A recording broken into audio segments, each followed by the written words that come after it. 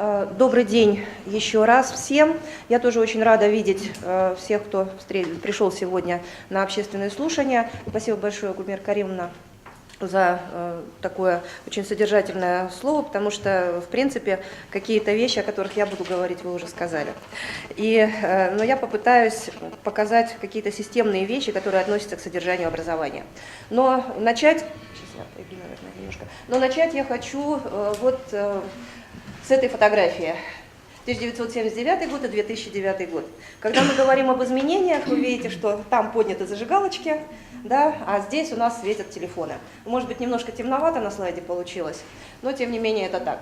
И вот здесь очень хорошо видно, как всего за 30 лет изменился мир, который стал от, скажем так, более привычного и адаптивного человеку цифровым. И вы видите, что цифра работает даже там, где, в принципе, раньше и не предполагалось.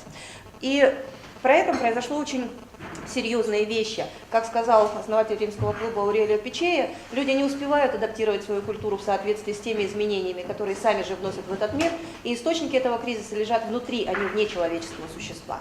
Вот мне кажется, что это главный посыл для системы образования, потому что все внешние вещи, они формируют условия, в которых эта система образования работает, но сама система работает непосредственно с человеком и с детьми. И поэтому важно, наверное, сказать еще о нескольких моментах, прежде чем я буду говорить о содержании образования. Мне показалось важным в продолжении вот этой картинки показать, как нарастал объем знаний, который имелся в мире. Для XIX века, для того, чтобы объем знаний удвоился, требовалось 135 лет. Можете посмотреть, сколько поколений выпускников жили в одной и той же достаточно стабильной интеллектуальной ситуации, изучали одни и те же законы, да, видели одни и те же закономерности и так далее и тому подобное. Я не буду все проговаривать, это здесь все видно, но если мы посмотрим на 60-е годы 20 века 15 лет, 90-е годы 5 лет, 2000-е годы 13 месяцев.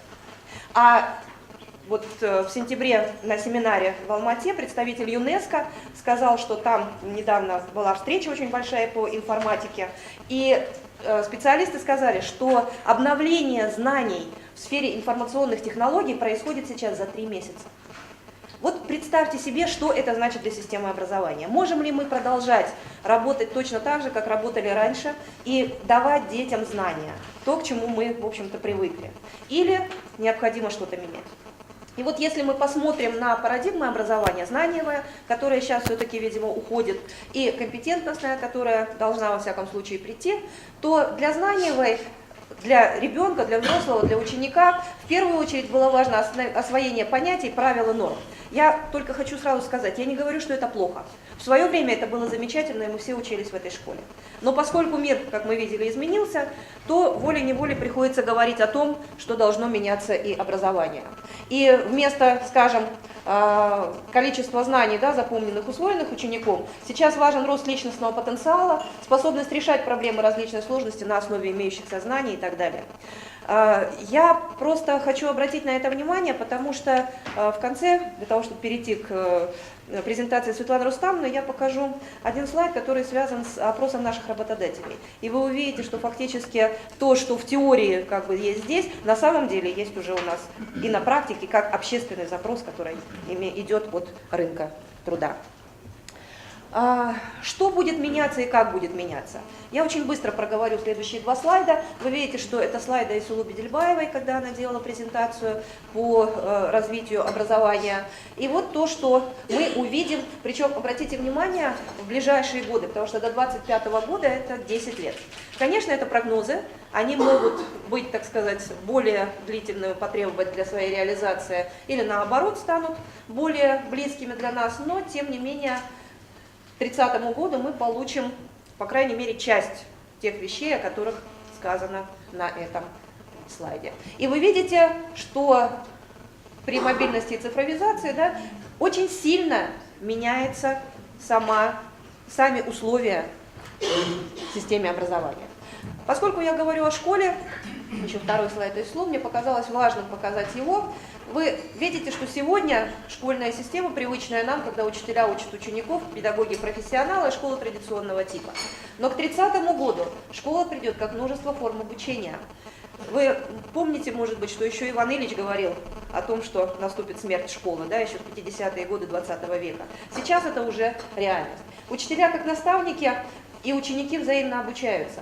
Профессионалы как педагоги, то есть учителя не педагогических специальностей придут в обучение детей. И смерть традиционных моделей школы. Школа, технопарки, глобальные классы, потеря контроля государства над школой. И опять-таки я не случайно поставила этот слайд, потому что в конце я покажу, как меняется среда обучения во многих школах мира уже сейчас. То есть это школы, которые построены и работают, и которые как бы живут в рамках вот этих представлений. Вот. Ну, а здесь уже непосредственно то, что необходимо нам с вами. Образование для жизни в 20 веке, образование через всю жизнь в 21 веке. И то, о чем говорила Гульмира Каримовна, это не просто трансляция каких-то знаний, навыков, ценностей, но это подготовка детей к вхождению в социальную, экономическую, культурную жизнь общества, формирование навыков, которые обеспечивают переход от сферы обучения к сфере труда, и создание платформы компетентностей для производства инноваций для развития общества.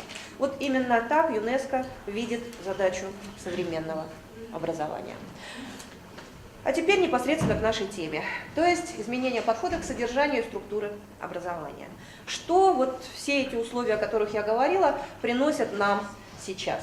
Ну, во-первых, наверное, лучше обратить внимание сначала на то, что внизу, что при быстрых темпах накопления информации важно не то, сколько фактов смогут запомнить дети, а то, что они должны видеть и понимать связи между этими фактами и воспринимать мир как определенную систему. Вот все, что вверху, это как раз те шаги, которые должны привести детей к этому результату. Это переход от накопления информации к работе с ней. Это переход от традиционных предметов к образовательным областям, в том числе к тем, которые включают в себя интегрированные курсы. Если к образовательным областям мы перешли несколько лет тому назад, то, к сожалению, с интегрированными курсами у нас пока сложно. Почему? Здесь есть и объективные, и субъективные причины, но насколько это важно, мы с вами еще тоже увидим. Результаты образования оцениваются как формирование компетентности школьников и студентов и переход от однородного учебного плана к дифференцированному, который принимает во внимание стили обучения детей. Это кажется некоторой фантастикой, но если мы посмотрим, например, на то, что сейчас происходит в России, вы знаете, что по закону об образовании 2012 года они передали формирование учебного плана на уровень каждой школы.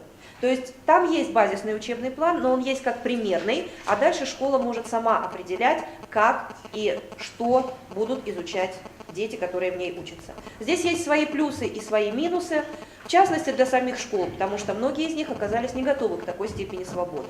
Но вот за последние 3-4 года, в принципе, этот механизм практически отработан. И если вы зайдете на сайты, допустим, школ российских, то на каждом сайте вы найдете учебный план этой школы. Содержание образования.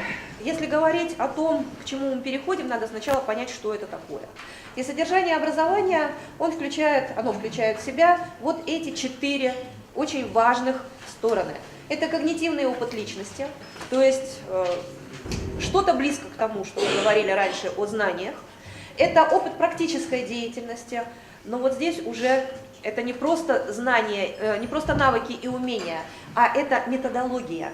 То есть это обучение тому, как работать, а не просто научение работе. Это принципиальная разница. Опыт творческой деятельности, который обеспечивает готовность обучающихся к поиску и решению новых проблем. И опыт отношений личности. Вот именно это является сегодня содержанием образования. Ну и если мы говорим о содержании образования, то и надо понять, как это содержание образования формируется в том новом формате, о котором я сказала. Ну, в первую очередь, это принцип соответствия содержания образования требованиям развития общества, науки, культуры и личности. Вот то высказывание академика Краевского, которое упомянула Гульмира Каримовна, оно как раз вот нацелено на это. То есть мы даем детям не просто знания, а мы создаем условия для формирования у детей компетентности, так будет правильно, которые заказаны обществом. И государством, естественно, и родителями, потому что появились разные игроки на этом поле. Принцип единой содержательной и процессуальной стороны обучения, то есть это учет особенностей конкретного учебного процесса. Принцип структурного единства содержания образования на разных уровнях, то есть это согласованность различных сторон содержания. Это теоретических представлений, да, учебного предмета как целостности, материала, деятельности педагогов и личности обучающегося. Принцип гуманизации, я думаю, здесь без комментариев, понятно. И принцип фундаментализации образования. А вот это вот очень важная вещь. И у меня будут потом там еще 2 слайда, посвященные этому вопросу. Потому что без понимания того, что такое фундаментализация, практически невозможно представить, как будет меняться и за счет чего, в общем-то, будет меняться содержание образования. Для того, чтобы общество, государство, родители, сами дети были довольны содержанием образования и образованием вообще, будем говорить, да, системой образования, важно нам говорить о качестве образования. Вы видите, что качество образования, хотя на него нельзя влиять напрямую, можно влиять на его составляющие. А это образовательный стандарт, о чем тоже сегодня упоминали, который задает уровень достижения образовательных задач. Это инструменты оценки, о чем будет, наверное, говорить сегодня Саулия Аскаровна. Это механизмы, да, разные, внутренние и внешние оценки, учебные результаты и, обратите внимание, социализация. То есть вот это как раз тот личностный компонент, о котором мы с вами говорили выше. Ну и я не случайно написала здесь пост 15, поскольку вы знаете, что 25 сентября 2015 года были приняты цели устойчивого развития, где цель 4, это наша с вами, образовательная, и там сказано, что, ну, перевод, конечно, несколько такой кривой, но пока только он есть. Обеспечение всеохватного и справедливого качественного образования и поощрение возможностей обучения на протяжении всей жизни для всех.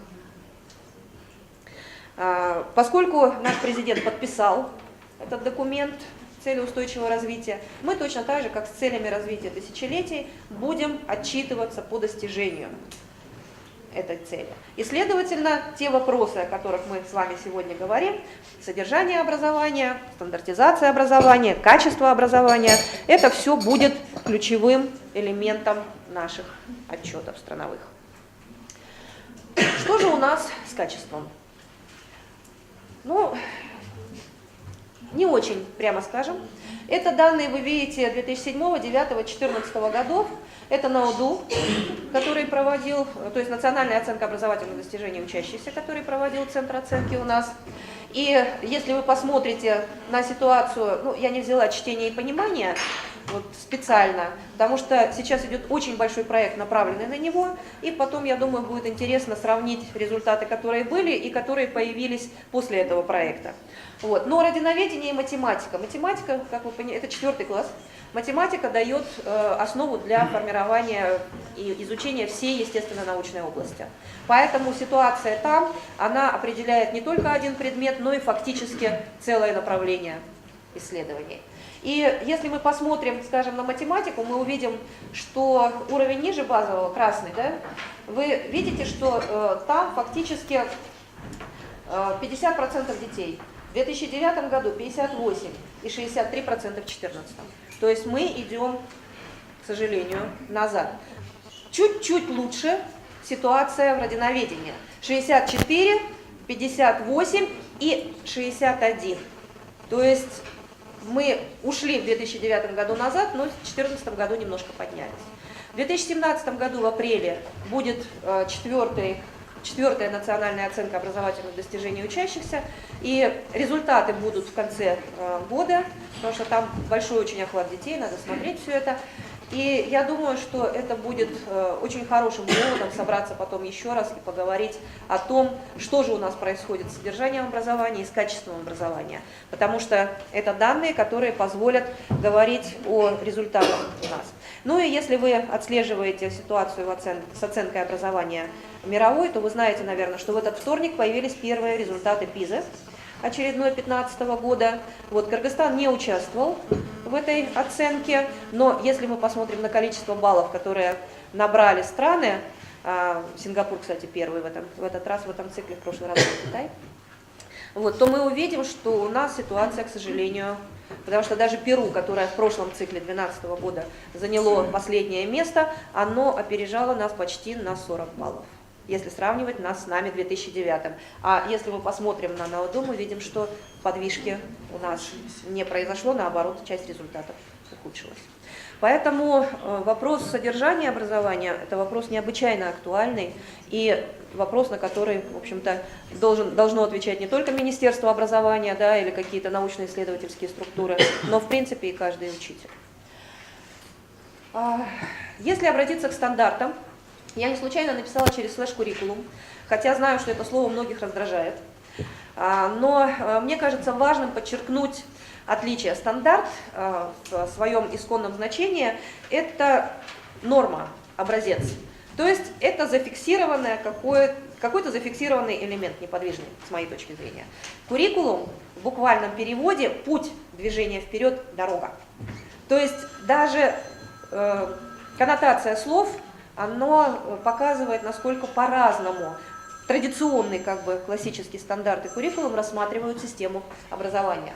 И если мы посмотрим то определение, которое у нас есть в обзоре, проводимом экспертами ОСР в Кыргызстане в 2010 году, мы увидим, что понятие куррикулум в традиционном для международной практики понимании – это целостная конструкция, основанная на ясном видении содержания образования на каждой из ключевых стадий развития учащегося. Обратите внимание на конструкцию самой фразы. Мы здесь говорим не о ступени образования, не об уровне образования. Мы говорим об уровне развития каждого ребенка. И вот стандарт, будем говорить типа куррикулума, да, он как раз направлен на то, чтобы быть ориентированным на ребенка. И компетентностное образование, собственно говоря, и должно таким быть, скажем так. Здесь есть две доминанты в новом стандарте. Во-первых, целостное видение и господство изучения вместо обучения и стандартизация результатов вместо процесса. Вот это выдержка из статьи очень серьезного эксперта английского Забулониса. Он, кстати, является и экспертом, который смотрит на наши нынешние стандарты в Кыргызстане.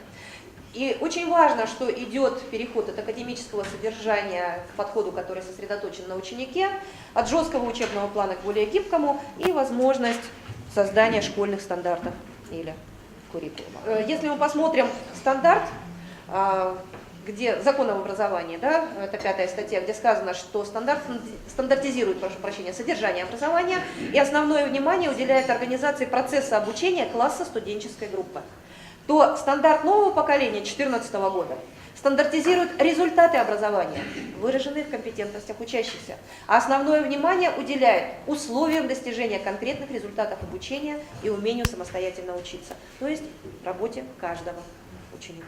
Вот разница между стандартом и куррикулумом. Компетентность – ключевое понятие, которое есть в этом стандарте.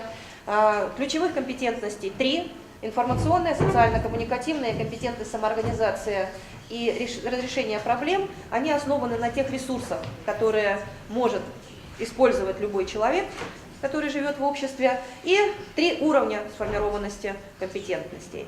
Я не буду повторяться, потому что фактически мы об этом уже говорили. Это заданный алгоритм действий, да, то есть репродуктивная, это продуктивная возможность самостоятельно, и 3-й уровень – это творческая деятельность. Что важно отметить?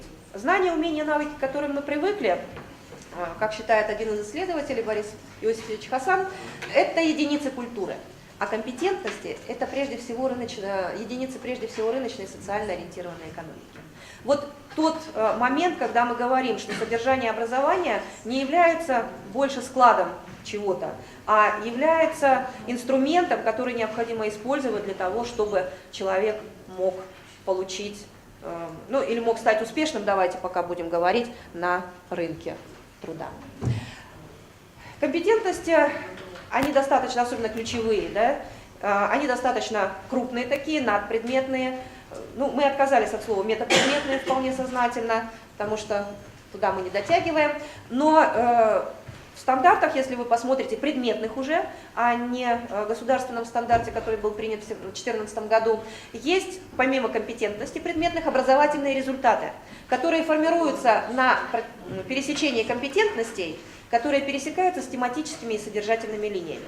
Вот это очень важный момент, потому что, к сожалению, в тех стандартах, которые есть, у нас сейчас тематическая линия просто выпала. Почему важно, что пересечение здесь идет на 2 уровнях? Содержательная линия – это линия предметная. То есть это то, без чего предмет не может, те линии, без которых предмет не может существовать. Ну, например, это там выражения какие-то в математике, преобразования, да, ну и так далее и тому подобное. А тематические линии, на самом деле, их всего 3. Это устойчивое развитие как таковое, это гендер и это поликультурность, давайте говорить. То есть это тот социальный заказ, который прописан в наших страновых документах. В национальной стратегии устойчивого развития, в программе правительства, в стратегии и концепции развития образования. И поэтому очень важно, чтобы содержание образования и результаты, да, формировались именно здесь. Потому что, смотрите, как мы здесь выходим к содержанию образования. Если у нас есть заказ, например, на программистов, инженеров и логистиков автомобильного или там железнодорожного, да, транспорта, то что необходимо, чтобы, сохранив, естественно, предмет, никто не призывает от них отказаться, содержание его изменить таким образом, чтобы дети получили хотя бы ориентацию в том мире, обратите внимание, я не говорю научились, это задача профессиональных организаций образования, но получили ориентацию в той сфере, которую они могли бы выбрать. То, что у нас сейчас, это очень большая проблема, показывает ОРТ. Если вы посмотрите отчеты, которые ежегодно публикуются на сайте, вы увидите, что меньше всего детей выбирает физику, химию, математику. То есть те предметы, которые больше всего на самом деле нужны стране, и они больше всего нужны профессии. Вот так содержание образования и результаты, то есть то, к чему должны прийти дети, освоив это содержание образования, выходят на большую, в общем-то, как сказать, не знаю, политику, можно ли это назвать, да, во всяком случае на те потребности страны, о которых мы с вами говорим. Отсюда вопрос, как строить предмет, чтобы содержание образования, содержание этого предмета было донесено до ребенка и сумело сформировать те его представления, о которых я говорю. Традиционное содержание должно соответствовать логике и системе, свойственной той или иной науке. Современной в школе создается новое содержание образования, которым является педагогически адаптированный опыт человечества, изоморфный ему по своей структуре, но не по объему. То есть здесь педагогический подход. Предмет строится, исходя из логики восприятия детей. Ну, я думаю, мне просто этот опыт очень нравится. Если вы слышали когда-нибудь о школе диалога культур, то там школа, она сохранила ступень, начальную, основную, да, и среднюю, но построена она абсолютно по-другому. Начальная школа – это школа Сократа, школа вопрошающая, где не учитель задает вопросы ребенку, а дети задают вопросы учителю, и возникает сократический диалог. Средняя школа – это школа схоластики, когда дети учатся доказывать свою точку зрения, учатся подбирать аргументы, учатся говорить на всех предметах. То есть предметы никуда не делись. И, наконец, старшая школа – это школа уже современного мира, скажем так, где дети осваивают то содержание образования, которое позволит им быть здесь успешным. Вот. Это школа, которая базируется на очень серьезных разработках Бахтина и Библера, российских философов. Вот. Есть очень много других школ. Я взяла этот пример просто потому, что он мне ближе всего. И вот то, о чем я говорила, интеграция предметов, которая необходима в современной школе. Несколько оснований. Методология, целостность мира. То есть ребенок должен воспринять мир как единое целое, а затем уже начинать его расчленять. В проекте стандарта, который когда-то пытались сделать по естествознанию, исходили именно из этого. То есть мезомир, который соотносится с ребенком, а затем микро- и макромир. То есть от ребенка уже к другому. Научные основания. Ну, вы знаете, что современные открытия делаются на стыке наук. Я историк, но если мы посмотрим даже какие-то популярные вещи, мы увидим, насколько изменилась популяционная генетика и насколько она изменила представление наше об истории.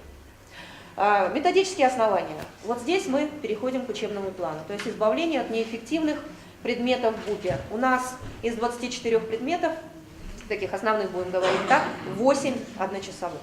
То, что они неэффективны, доказано и педагогами, и психологами уже 100 лет тому назад, но они пока все еще есть.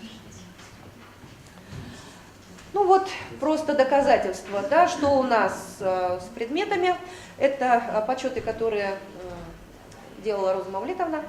Обратите внимание, Голландия, Англия, Франция, если мы посмотрим на количество предметов, мы увидим, что их значительно меньше, чем у нас. Скажем, Англия, там было 7 предметов, сейчас 10 сделали, добавив туда гуманитарные предметы, кстати. В средней школе тоже 10 обязательных предметов и 2-3 курса по выбору. У нас их 24. Естественно, говорить о том, что ребенок освоит все 24 предмета в хорошем залоге, в общем-то, не приходится. Если мы посмотрим, ну, здесь нет данных, но если хотите, в принципе, могу сказать. Финляндия. С этого года она начала вообще очень интересный эксперимент. Финны отказались от предметов. И финны перешли к обучению по ситуациям, как они это называют. То есть, условно говоря, вода и все, что связано с водой. Что такое вода с химической точки зрения, что такое она с физической точки зрения, да, что она для человека, чем она является там, для животных, и тогда какая она бывает, состояние и так далее и тому подобное. Аэропорт. И дальше все, что связано с аэропортом. Путешествия, самолеты, строительство, география, история и все на свете. Вот что из этого получится, не знают пока никто, в том числе и сами финны. Но они, спустившись в прошлом цикле ПИЗы с 1 на 12 место, решили, что содержание образования и структуру даже образования, что очень редко бывает, нужно менять. Базисный учебный план наш, не сбалансированных, да, по предметам, 9 даже, извините, я сказала 8. 9 предметов по одному часу в неделю. Отсутствие преемственности в ряде курсов. Большое количество предметов, но это СОБЖ, физкультура и так далее, 27. Перспективные требования госстандарта. Чем этот БУП должен отличаться от, скажем, того, который есть сейчас? Если мы говорим об образовании, ориентированном на результат, то, следовательно, часы в БУПе должны давать возможность этот результат получить. И здесь должны быть очень серьезные исследования педагогов, психологов, методистов, методологов, которые будут понимать, что, допустим, для того, чтобы достичь вот этих, а по каждому предмету в год это от 5 до 20 результатов. И то 20 это много. 5-10 это нормально, потому что все предметы собираются в голове одного ребенка, в одной голове, на самом деле. Вот. Сколько нужно, допустим, часов по биологии или сколько часов по истории для того, чтобы ребенок достиг, или большинство детей, будем говорить так, достигло образовательных результатов. А тот, кто не смог, получил необходимую поддержку. Вы знаете, что во всем мире есть, в принципе, помощники учителя, которые и работают с детьми. Ну, те же самые финны, которые считают, что все дети равны, поэтому у них нет школ там, особого типа и так далее и тому подобное. Тем не менее, при необходимости они оказывают поддержку детям. Ну и в других странах то же самое. Важно, чтобы ни один предмет не преподавался в неделю более 4 раз и менее 2 раз. В этом случае работают чисто психологические закономерности. Первый день, третий день, какой 9, да, по-моему, 21 и 27. Вот тогда идет нормальное запоминание, потому что психический процесс пока никто не отменял. Учет психологических и физиологических характеристик детей разного возраста. Если вы возьмете наш БУП и посмотрите на количество предметов, вы увидите, что наибольшая нагрузка на детей приходится в 7, 8, 9 классе. То есть тогда, когда идет физиологическая перестройка организма и когда во всем мире нагрузка снижается. Потому что здесь закладываются основы здоровья на всю жизнь. Мы детей в этот момент нагружаем больше всего. Поэтому у нас по данным, в прошлом году, правда, было совещание в аппарате, точнее, это встреча была в аппарате правительства, и там озвучили данные, что 59% детей у нас хроники. А если говорить еще об анемии и обо всем остальном прочем, то практически 93% детей у нас так или иначе больны. Соотношение часов с возможностью, это то, что я сказала. Наличие в структуре БУПа инвариантного и вариативного компонента. Вот, в принципе, это удалось добиться, хотя и немножко, но школьный компонент есть. И наличие двухуровневого БУПа для 10 и 11 классов, то есть профиль. И вот, как можно достичь такого БУПа? И здесь я возвращаюсь к интеграции предметов, или к интеграции образовательных областей, потому что здесь речь идет о выделении фундаментального ядра, то есть системы базовых национальных ценностей, которые определяют самосознание и приоритеты людей. И системы основных понятий и ключевых задач, которые обеспечивают универсальные виды учебной деятельности. Я не буду говорить о том, что входит в фундаментальное ядро. Была попытка у нас в Кыргызстане выделить для предметов такое ядро, к сожалению, попытка не до конца удачная, давайте будем говорить так. Ну и вот уже в принципе заканчивая, я, как и обещала, показываю вам презентации, совсем не видно, это Элистер Блит, Управление раннего образования детей и школьного образования ОСР.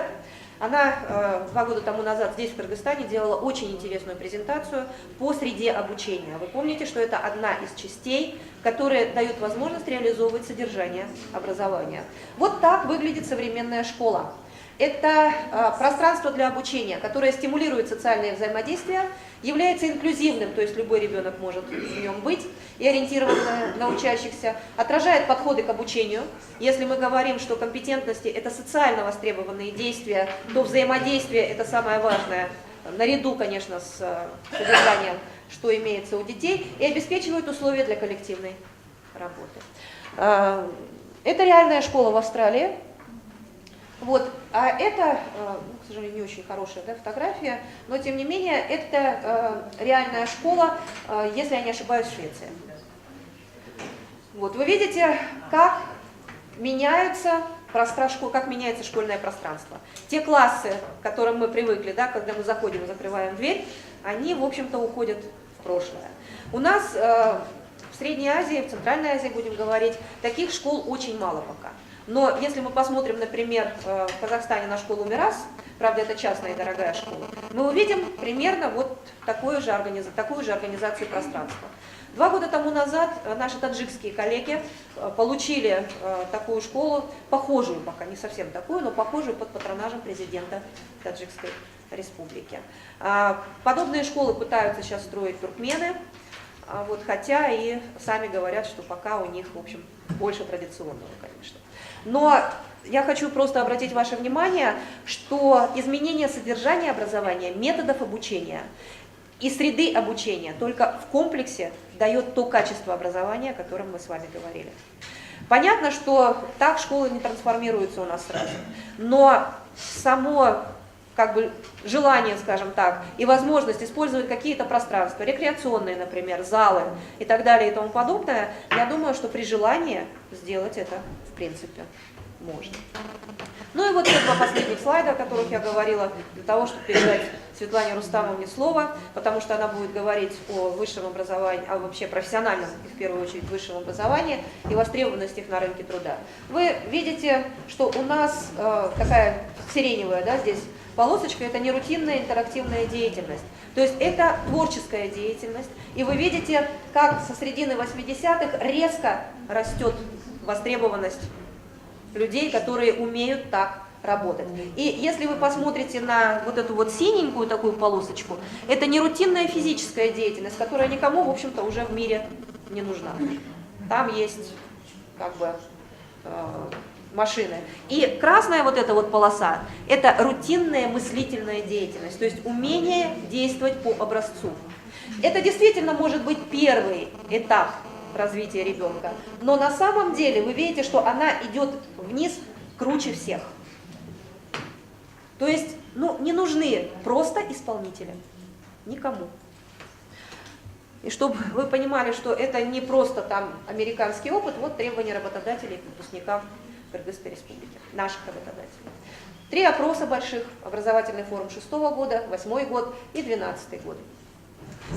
Что мне особенно нравится и, с моей точки зрения, очень сильно говорит о изменении потребности наших работодателей в компетентностях других.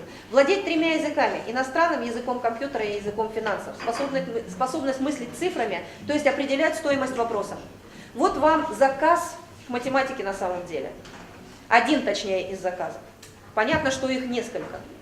Но это заказ, потому что, вот, например, наше поколение, да, если мы не финансисты, то определять стоимость вопроса несколько затруднительно, будем говорить так. Лидерские качества, волевые качества, умение добиваться качественного результата, умение работать самостоятельно, умение использовать критическое мышление для разрешения проблем, уверенность в применении знаний на практике, умение быть участником автономного обучения, способность системно и инженерно мыслить и действовать.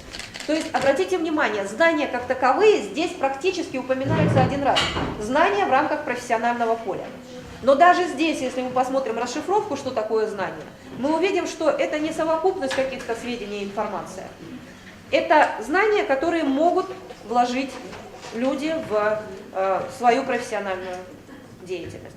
Во всем остальном знание спрятано в компетентностях, которые востребованы нашими работодателями. И не случайно они говорят, что самая большая проблема в Кыргызстане – это проблема кадров. То есть людей с дипломами много, тех, кто умеет работать, к сожалению, дефицит. Поэтому что делать здесь в этом смысле и каким образом мы можем исправить, может быть, положение? Да? Вот. Это вопрос к нам всем, а я передаю слово Светлане Рустамовне.